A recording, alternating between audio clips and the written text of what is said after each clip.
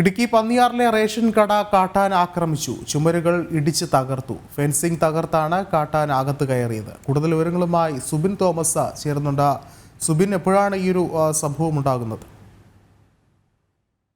ഇന്ന് പുലർച്ചയോടുകൂടിയാണ് ഇത്തരത്തിൽ കാട്ടാനയുടെ ആക്രമണം ഉണ്ടാകുന്നത്. ഈ ഒരു പന്നിയാർ എസ്റ്റേറ്റിനുള്ളിലെ ഒരു റേഷൻ കടയുണ്ട്. മുമ്പ് അരിക്കൊമ്പൻ 14 തവണയോളം തകർത്ത ഒരു റേഷൻ കടയാണ്. ഈ റേഷൻ കട ഏതാനും മാസങ്ങൾക്ക് മുമ്പാണ് പുനർനിർമ്മിച്ചത്. ഈ അരിക്കൊമ്പനെ ഇവിടെ നിന്ന് മാറ്റിയ ശേഷം പുനർനിർമ്മിച്ച് ഈ റേഷൻ കടയ്ക്ക് ചുറ്റും ഫെൻസിംഗ് സ്ഥാപിച്ചിരുന്നു. ഈ ഫെൻസിംഗ് തകർത്താണ് ആന എത്തിയത്. ഈ ഒരു റേഷൻ കടയോട് ചേർന്ന് ഒരു ക്ഷേത്രമുണ്ട്. ഈ ക്ഷേത്രത്തിന് സമീപത്തുണ്ടായിരുന്ന ഒരു കൊടിമരം മറിച്ച് ഈ ആന ഫെൻസിംഗിലേക്ക് ഇടുകയായിരുന്നു. ഇതിനുശേഷമാണ് ആന ഈ ഒരു റേഷൻ കടയുടെ ഭാഗത്തേക്ക് എത്തിയത്. റേഷൻ കടയുടെ ചുവര് പൂർണ്ണമായും ആന നശിപ്പിച്ചു.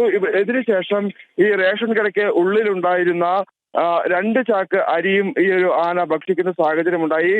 ഈ ചക്കക്കൊമ്പൻ എന്ന ആനയാണ് ഈ ഒരു ആക്രമണം നടത്തിയത് എന്നാണ് നിലവിൽ മനസ്സിലാക്കാൻ സാധിക്കുന്നത്. ഇത്തരത്തിൽ ഈ ഒരു റേഷൻ കട തകർത്ത് ഈ ഒരു ആക്രമണം ഉണ്ടായതോടുകൂടി കടുത്ത ഭീതിയിലാണ് നിലവിൽ അവിടുത്തെ ആളുകൾ. ഏതായാലും വനംവകുപ്പ് ഉദ്യോഗസ്ഥർ സ്ഥലത്തെത്തി ആനയെ നിരീക്ഷിച്ച് വരികയാണ്. അതേസമയം ഇന്ന് ഈ കളക്ട്രേറ്റിൽ ഒരു സർവകക്ഷി യോഗം ചേരുന്നുണ്ട്. ഇടുക്കി ജില്ലയിലെ വന്യമൃഗശല്യം രൂക്ഷമാകുന്ന സാഹചര്യത്തിൽ അതിന് ക്രിയാത്മകമായ പ്രതിവിധികൾ ഏത് തലത്തിൽ ഉണ്ടാകണമെന്നുള്ള കാര്യങ്ങളൊക്കെ പരിശോധിക്കുന്നതിന് വേണ്ടിയും അതിനുള്ള തീരുമാനങ്ങൾ എടുക്കുന്നതിന് വേണ്ടിയാണ് ഈ ഒരു സർവകക്ഷി യോഗം ചേരുന്നത്.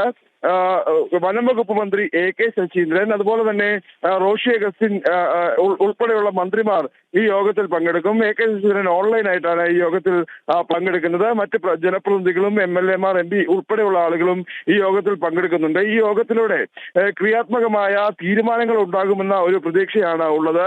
അതേസമയം ജില്ലയുടെ മറ്റു മേഖലകളിലെല്ലാം തന്നെ ഒരു വന്യമൃഗശല്യം രൂക്ഷമാകുന്ന ഒരു സാഹചര്യമുണ്ട്. ഇത്തരത്തിൽ കാട്ടാനാക്രമണം രൂക്ഷമാകുമ്പോഴും വനംവകുപ്പിന്റെ ഇടപെടൽ അത് കൃത്യമായി നടക്കുന്നില്ല. അല്ലെങ്കിൽ ഈ ഒരു കാട്ടാനകൾ ഇറങ്ങുമ്പോൾ കൃത്യമായി ഈ ആനകളെ നിരീക്ഷിക്കുന്നതിനോ ആനകൾ എത്തിയെന്ന് അറിയിക്കുന്നതിനുള്ള സംവിധാനങ്ങളില്ല എന്നുള്ളൊരു ആക്ഷേപവും ആളുകൾ മുമ്പോട്ട് വയ്ക്കുന്നുണ്ട്. സുബിൻ, നമുക്കറിയാം ഇടുക്കി ജില്ലയെ സംബന്ധിച്ചിടത്തോളം കഴിഞ്ഞ വർഷത്തേക്കാൾ കൂടുതൽ വന്യജീവി ആക്രമണം ഉണ്ടായത് ഈ ഒരു വർഷം തന്നെയാണ്. ഒരുപക്ഷെ അങ്ങനെയെങ്കിൽ ഇത്തരത്തിൽ വന്യജീവി ആക്രമണങ്ങൾ തുടർക്കഥയാകുന്നു. സർക്കാരിൻ്റെ ഭാഗത്തു നിന്ന് ശാശ്വതമായ പരിഹാര നടപടികൾ ഉണ്ടാകുന്നില്ല എന്നുള്ളൊരു കാര്യവും കൂടി കണക്കിലെടുത്തു കഴിഞ്ഞാൽ ഒരുപക്ഷെ നിലവിൽ ജനങ്ങളുടെ പൊതുവികാരം എന്ന് പറയുന്നത് ശക്തമായ പ്രക്ഷോഭത്തിലേക്ക് കടക്കാനുള്ളൊരു ഇത് തന്നെയല്ലേ? തീർച്ചയായും അത്തരത്തിൽ തന്നെയാണ്.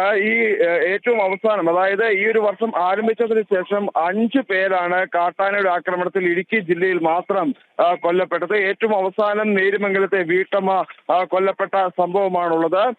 ഇത്തരത്തിൽ ഈ ഒരു വന്യമൃഗശല്യം രൂക്ഷമാകുമ്പോഴും ഈ ഒരു ഇടപെടൽ, സർക്കാർ ഇടപെടൽ അല്ലെങ്കിൽ വനംവകുപ്പിന്റെ ഇടപെടൽ അത് കൃത്യമായി നടക്കുന്നില്ല എന്നുള്ള ഒരു ആരോപണമാണ് ശക്തമാകുന്നത്.